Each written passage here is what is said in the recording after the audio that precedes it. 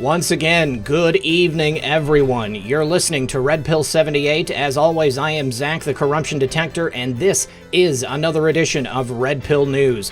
We've got several interesting stories to go over today. I hope everyone out there is having a lovely day. First of all, we have a new comment on that fake New York Times story, which came out saying that Russians wanted to hire people in the Middle East to take out our men and women in uniform. This time, it is a comment directly from National Security Advisor Robert O'Brien.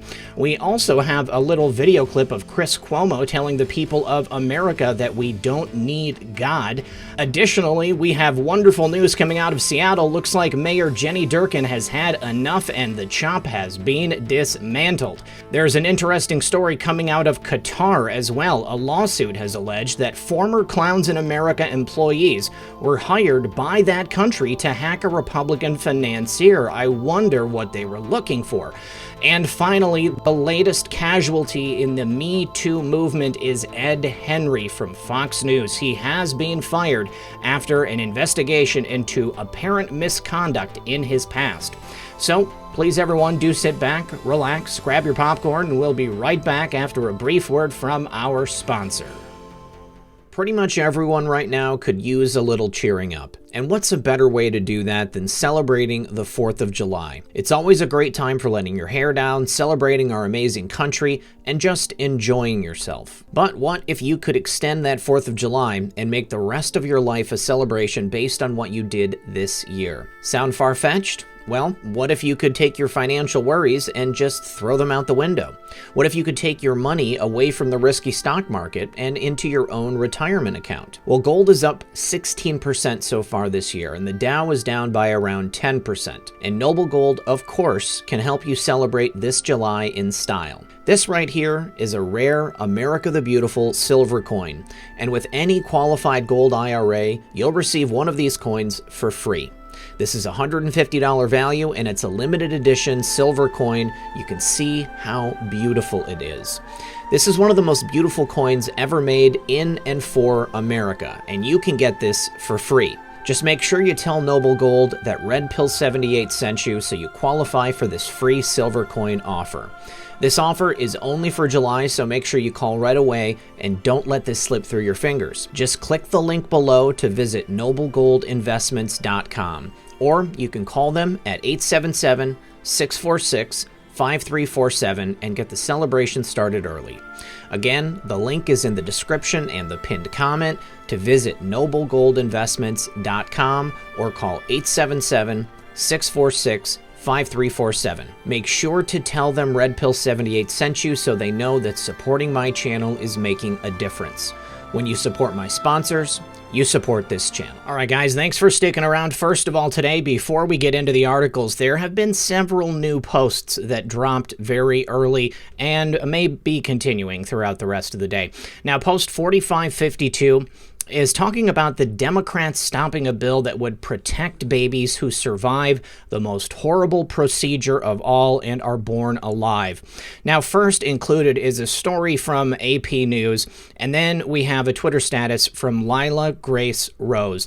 Now, the post itself says, why would D's block a bill that stops infanticide, allow the horrible A word up to the point of birth, and does not provide new restrictions on that procedure itself? How is taxpayer-funded PP, you guys know what that is, Planned Parenthood, allowed to donate large sums of taxpayer funds to select members of D party? Is this about a woman's right to choose or something else? Now, I want to warn you, the information contained in this article and in this post is very distressing. It talks about the procedures that they use to harvest organs from live babies. And it's not something I even want to show on the channel. It's really difficult to talk about. It's difficult to think about. And I'm going to be including the links in the description below and in the pinned comment. And you guys can make the choice to go there yourselves. Now, unfortunately, as difficult as it is to talk about, as difficult as it is to face, I think it's important to understand exactly what it is that we're up against. But in the interest of protecting people who don't want to see it right now, I'm not going to show it on the show, but I'm going to give you guys the option to go ahead and check it out yourself. All right, guys, next is post 4553. Now, this is something that has been put on the board a number of times before, but it is pretty important, so we're going to go over it at a high level. And of course, you can always go to this website yourself, look it up. There's a bunch of different aggregators out there, but it's about how big tech, the mainstream media, and other groups echo the Democratic Party narrative and try to press it upon us, and then also silence conservative voices. So the first question, how do you demonstrate reasonable cause to regulate and or break up big tech? Well, unfortunately, it's exactly what we're seeing right now. You have to allow them to engage in the censorship if you're going to build a case and force them to stop. Now, it gives us the definition of fascism, the definition of censorship, the definition of narrative. Fascism, forcible suppression of opposition; censorship, the institution, system, or practicing of censoring; and narrative, a way of presenting or understanding a situation or series of events that reflects and promotes a particular point of view or set of values. Now define projection, the attribution of one's own ideas, feelings, or attitudes to other people or to objects, especially the externalization of blame, guilt, or responsibility as a defense against anxiety. The forming of a plan, scheming. Define psychological projection, a theory in psychology in which the human ego defends itself against unconscious impulses or qualities, both positive and negative, by denying their existence in themselves while attributing them to others. Define narcissist. That's a person who has an excessive interest or admiration of themselves. A narcissist who thinks the world revolves around them. Narcissist preening themselves in front of a mirror. Define dogma. A point of view or tenet put forth as authoritative without adequate grounds. Define aggression, forceful and sometimes overly assertive pursuit of one's aims and interests. And define suppression, the action of suppressing something such as an activity or publication. Bonus round, narcissists are renowned for using psychological projection to blame other people even when it is entirely apparent that they are the ones in the wrong. Can you put this into real-life application right now in our world? I think it's not too difficult. Define realism, the quality or fact of representing a person, thing, or situation accurately or in a way that is true to life. Realism, here it is, actions of aggression, projection, suppression, fascism, censorship, narrative, dogma. Actions of fake news, aggression, projection, suppression, fascism, censorship, narrative, dogma. And actions of Twitter, Facebook, Google, YouTube, Reddit, etc. Aggression, projection, suppression, fascism, censorship, narrative, dogma. MSDNC pushes coordinated, fake, false, misleading information based on a biased, Democrat, political viewpoint, controlled mouthpieces, and blue check marks then defend and attack, target opposing viewpoints using slander, aggression, suppression, groupthink, etc. These are suppression tactics. Non-blue check marks then defend and promote attackers, blues, viewpoints, it's a left-wing cult, to instill echo chamber, wall-to-wall amplified narrative for each designated subject. Select public discovery topics are deemed and ranked in priority order. Ranking determines use of assets, big to small. And how to herd the sheep, U101. If you do not follow, remain in line with their political viewpoints, you are deliberately made to feel in the minority, isolated, and inferior, using aggression slander. If the majority thinks X, then X must be true. Projected false reality. Minority projected as majority using news, social media platforms to spotlight designated viewpoints, the narrative. And a public person who thinks for themselves, independent free thought is what they are afraid of most, and that is loss of control. And this right here, my friends, is exactly why you see people like us being censored, having our channels deleted, and having our views marginalized. They cannot afford to have someone with a following out there thinking for themselves and asking their audience to also think for themselves. All right, next, guys, post 4554 is all about that group which is in the news right now, which only pops up every 4 years. Basically, it's a front to funnel cash donations to Joe Biden promoters and other D-service providers. Now, we're asked a question, what percentage of total BLM donations between June 1st and July 1st went to the Biden campaign for president? What percent of total of Biden's campaign for president donations, money raised, came from the donations of that group in the past month. It's worth tracking. Why is this group pushed every 4 years, and who pays for Al Sharpton to fly private? Does this group's donated money end up in Sharpton, plus other propped-up narrative drivers, foundation, that would be the National Action Network, and or other private accounts? What outside foreign groups donate large sums of money to this group, knowing it is then routed to the Biden campaign for president and other friendly D-service providers? How do you avoid campaign finance laws? How do you wash clean money? Is this about improving the quality of life for African Americans or something else? Well, I think clearly we have our answer there. This is all about raising extra money for Joe Biden, funneling illegal foreign donations to Joe Biden, and doing whatever they can to ensure that Joe Biden wins come November. They think that they can outspend their way into the office of the presidency. Well, I think that after 2016, you can take a look and see what the results were there. President Trump did not spend as much money as Hillary Clinton, and he was able to win based upon the merits of his abilities and his promises to the American public. But we're going to go ahead and take a deeper look into this and see exactly how much money was donated to Joe Biden and how much of it came through this organization. Now, Post 4555 does that deeper dive to determine how much money has been handed to a variety of campaigns, and it asks in the title how the money flows from that group through Act Blue and directly to the D Party and interests, including Joe Biden. Now, the top recipient of money from this group, Act Blue, and then out to a variety of campaigns is actually the Bernie 2020 campaign, but Joe Biden for president is number 2 with $119.2 million. Not too bad a sum. And it says start here at the website for the group that's in the news. Then you click donate, and then you're taken to the secure Act Blue donation page. Now, who is Act Blue? You can take a look at that link right there. It will tell you. And what they are is a group powering Democratic candidates, committees, parties, and organizations and C4s around the country. Democratic Party funding. All donations to that group, BLM.com, are routed through a Democrat-only funding organization.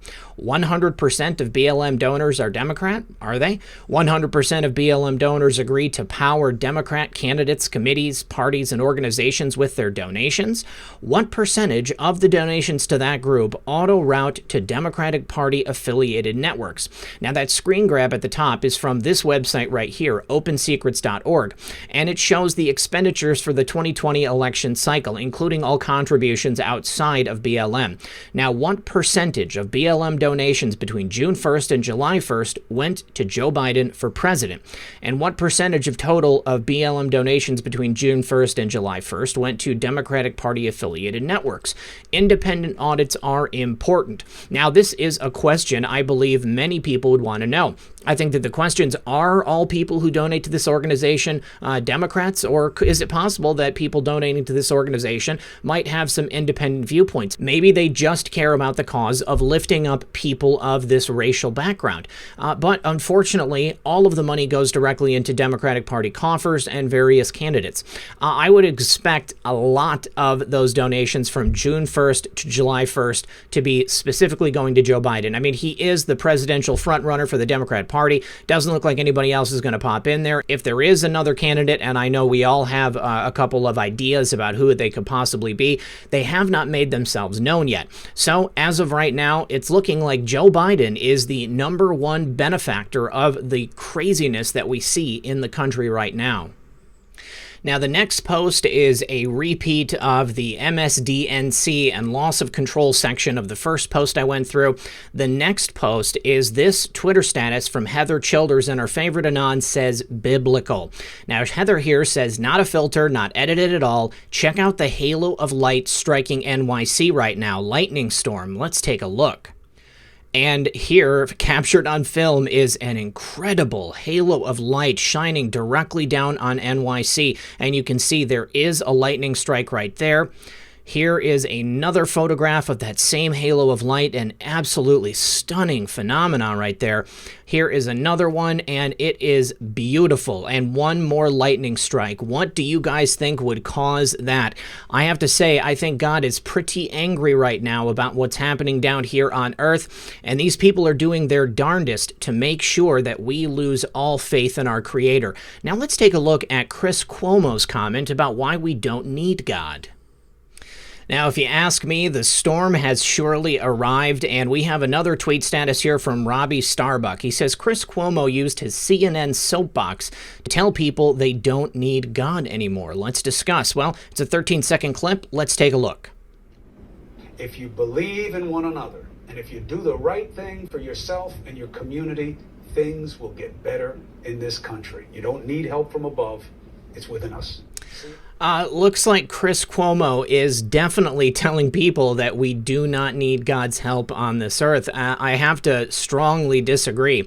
Yes, of course, we have to be good people. Yes, of course, we have our own free will and we have to make decisions about the actions we take. But that by no means negates the importance of understanding where we came from and who our true Lord and Savior is. This is a pretty disgusting thing for Chris Cuomo to do, and I really take offense at the fact that he is using his bully pulpit to try to diminish our faith in God the Creator. Now, in regards to that story about the Russians and the soldiers in the Middle East, NSA Robert O'Brien has told reporters that a career intel officer made the call not to verbally brief President Donald Trump on the alleged Russian bounty plot. The person who decided early on whether the president should be briefed on this is in the Oval. In the Oval intelligence briefing was his career, a career senior servant, a Clowns in America officer. Plus, she made that decision because she didn't have the confidence in the intelligence that came up. She made the call, plus, you know what? She made the right call, and knowing the facts I know now, I stand behind that call. Once again, driving home the fact that this intelligence briefing was without merit, it was uncorroboratable, and there was no reason to tell the president. Now, the only question left is who leaked it to the New York Times. Probably someone in the Clowns in America. Now, in what is the best news of the day, the Seattle police have made the right call. They did a tactical pre-dawn move to dismantle the deadly chop zone, and 13 people have been arrested. Early this morning, the Seattle Police Department went into the Capitol Hill organized protest zone after a series of fatal shootings near the area, also known as the Chop or the Chaz. Now, the raid took place around 3 a.m., and it resulted in the arrest of at least 13 people. They said anyone who remains in the area or returns to the area is subject to arrest. That's from the police department. Now, what's hilarious is that the move happened only after Seattle Mayor Jenny Durkan issued a 48-hour public safety executive order to vacate the Chop following weeks of violence, including 4 shootings that resulted in the deaths of 2 teenagers. And it also happened after they finally went to her home and protested. I think Seattle Mayor Jenny Durkan is going to have a really difficult time when it comes to her re-election campaign in the next election cycle. Now, enough is enough, said Police Chief Carmen Best. The Chop has become lawless and brutal. 4 shootings, 2 fatal, robberies, assaults, violence, and countless property crimes have occurred in this several block area. The city's police wore high levels of protective gear because multiple demonstrators in the Chop did possess firearms, and officers were able to clear the area in under 30 minutes. Pretty impressive.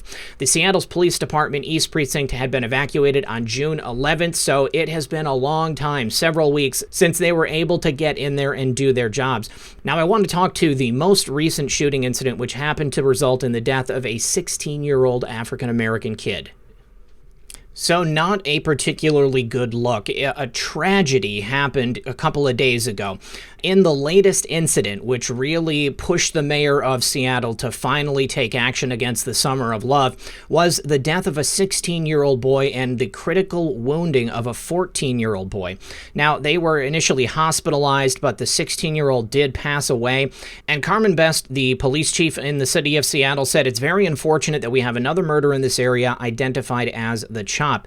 She elaborated on the irony of the fact that the victims were African American, and it was supposed to be a place which claimed to be working for the betterment of African American lives, but they are no longer with us. They said they've had multiple other incidents, including assaults, rapes, robberies, shootings, so this is something that they needed to change, and it is good that they finally did it, but it is really disheartening that it took them so long to do.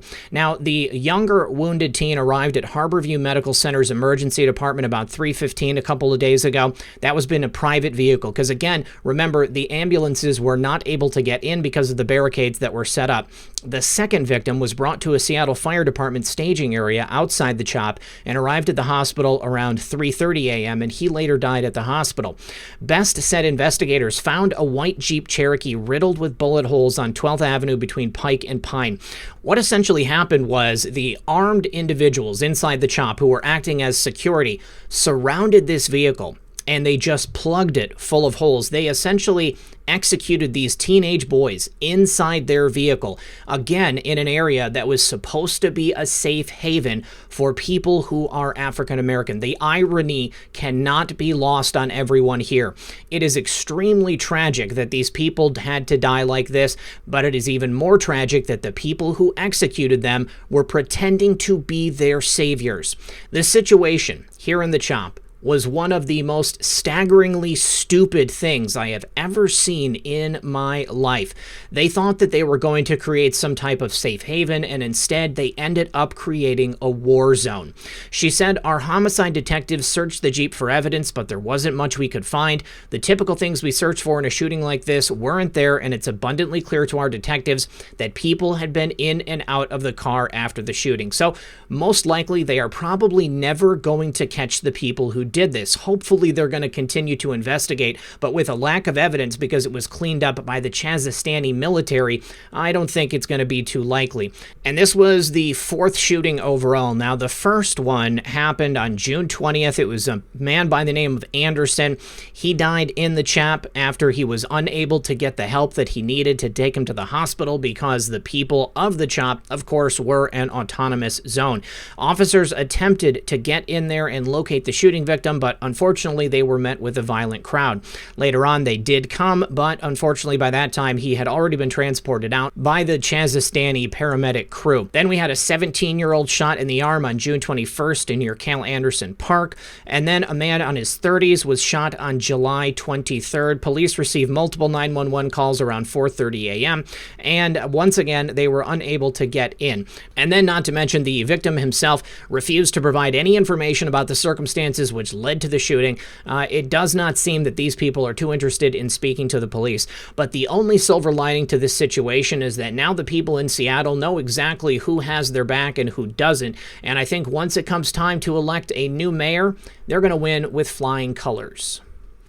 Now, next, in the world of espionage, a new lawsuit has alleged that former Clowns in America employees had been hired by the country of Qatar to hack a Republican financier. Qatar is being accused by prominent Republican financier Elliot Broidy of hiring a team of former Clowns in America and U.S. military intelligence officials to carry out what he says was criminal activity against himself and his business. He filed this lawsuit Friday in federal court. Now, the Washington Free Beacon first broke the story on Tuesday, and SarahACarter.com has spoken to several people familiar with the matter. Now, the lawsuit, reviewed by Sarah Carter, goes into explosive details about the alleged cyber espionage operation led by the Qatari government against him and his business back in 2018. And of course, it raises some significant and astounding questions as to what happens when highly trained U.S. intelligence officials take contracts from foreign nations they once were required to surveil. It sounds like a James Bond novel, but it's not, and it's exactly what he is alleging in his lawsuit.